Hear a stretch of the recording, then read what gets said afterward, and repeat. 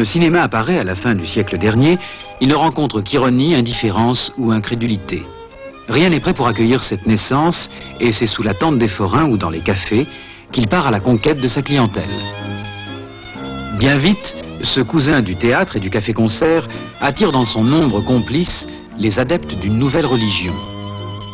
Le cinéma a trouvé son public. Il lui faut construire ses temples, comme ce Gaumont Palace en 1911. Pendant plus de 40 ans, le 7e art va engendrer toute une architecture. Lieu d'illusions, de désirs sourds et de fantasmes, les salles de spectacle vont trouver un style. L'Orient y côtoie l'exotisme, les magnificences païennes ou les débordements rococo. De ces palais des délices populaires, bien peu ont survécu. Ils sont tombés au champ d'honneur de nos souvenirs et se sont mués en parking ou en mini-salle. Le Splendide devenu Kino Panorama. Le Danton, un complexe à 4 salles.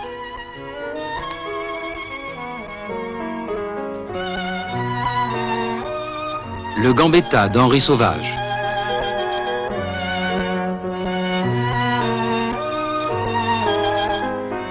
Le Madeleine.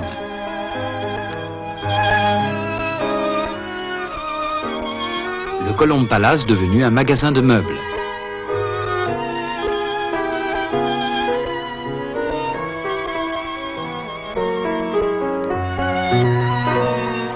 Le Ménil Palace. Le Gergovia de Clermont-Ferrand. Le Montrouge Palace transformé en multisalle.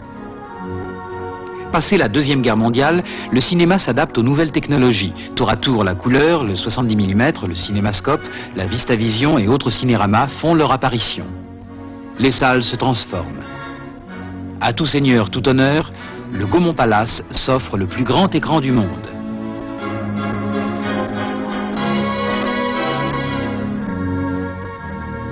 Le vent qui souffle d'Amérique fait naître le gigantisme. Des queues de centaines de mètres. Des heures d'attente pour plus de 5000 places. Pendant les entr'actes dignes du Châtelet, véritable spectacle issu du cirque ou du music-hall, l'orgue qui monte du sous-sol lance de ses multiples claviers les grands succès à la mode. Témoin de ces fêtes du cinéma, l'orgue, cette pièce de musée, est allée s'abriter sous l'antique pavillon de Baltard transporté à Nogent.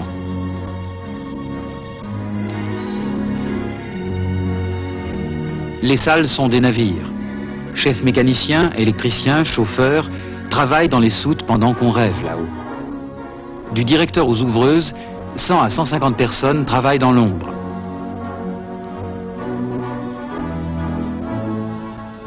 Dans les nouvelles cabines de projection servent des escouades d'opérateurs. Battu depuis 1927 par le Roxy de New York, le Gaumont Palace demeurera longtemps la plus grande salle d'Europe jusqu'à sa destruction en 1970. Le cinéma triomphant des années 50 a fait naître ces constructions fabuleuses pour un public fabuleux d'1 demi-milliard d'hommes. Il va ensuite s'adapter au temps nouveau et chercher le spectateur là où il se trouve. Dans le train, par exemple.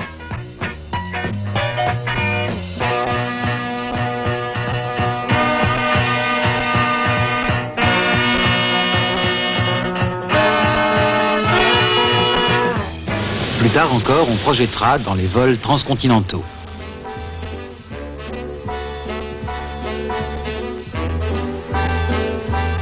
Vers les années 60, les salles font peau neuve. Plastique, verre, tissu synthétique, le cinéma est en fête. Jacques Becker,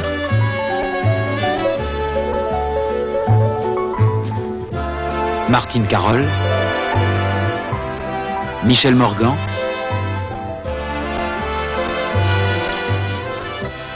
Grace Kelly.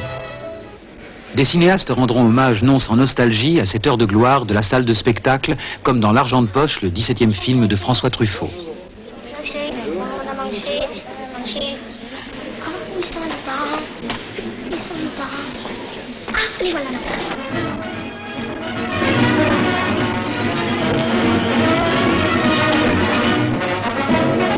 Mais l'ère du triomphe prend fin. La télévision, les loisirs, les nouvelles lois du marché atteignent les temples. De 1959 à 1979, on passe de 6 000 à 4 000 salles, de 500 à 180 millions de spectateurs. Ça et là, quelques vestiges subsistent aux bordures populaires des capitales, vouées aux programmations des laissés-pour-compte. Le Luxor, le Palais des Glaces, l'Ornano 43. Un mouvement de sauvegarde et de conservation s'annonce comme à la pagode.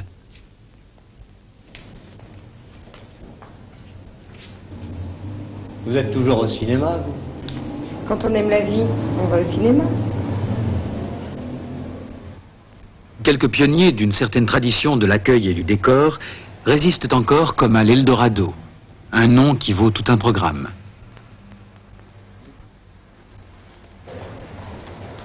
Vous venez souvent ici, mademoiselle? Oui, monsieur. Eldorado, nos gens du dimanche. Quelques temples résistent aux multisalles qui drainent vers le centre des villes les nouveaux spectateurs de la fièvre du samedi soir. 1980, une nouvelle ère du 7e art s'est peut-être ouverte.